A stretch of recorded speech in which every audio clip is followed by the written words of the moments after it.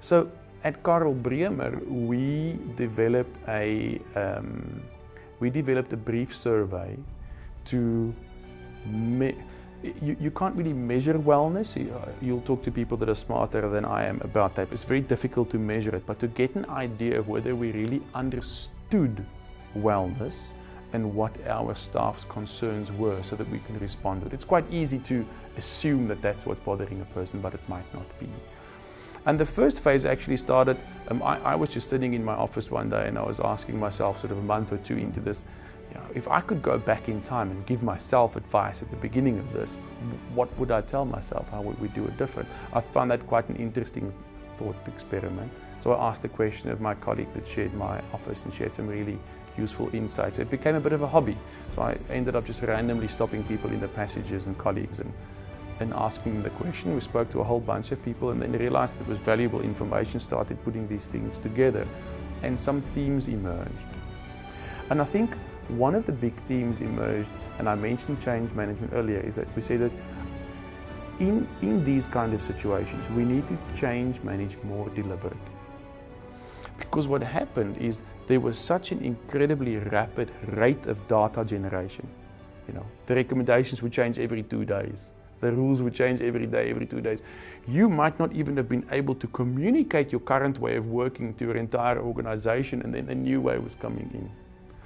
And that cycle of amplified uncertainty and change and re-implementation without ever really being able to consolidate any of it, that was very harmful to staff. It was operationally difficult to manage, but it was difficult for us as staff to deal with it because you could never feel stable.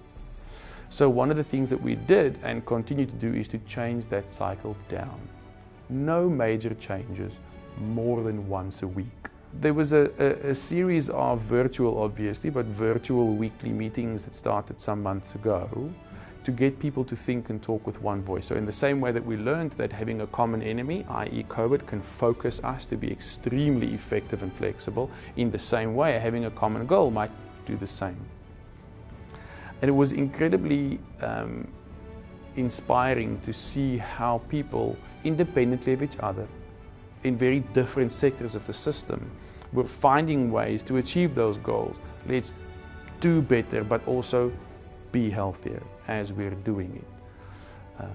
As COVID started ramping down and the group started realizing that there was a lot of potential in this way of thinking to expand our understanding of protecting healthcare workers, supporting healthcare workers, that work is continuing, and conversations are continuing about interventions. And there are obviously concrete interventions, but I think the biggest benefit of something like this is to create a common voice and a common goal where we say, yes, patient wellness is obviously at the core of our business. That's what we're here for.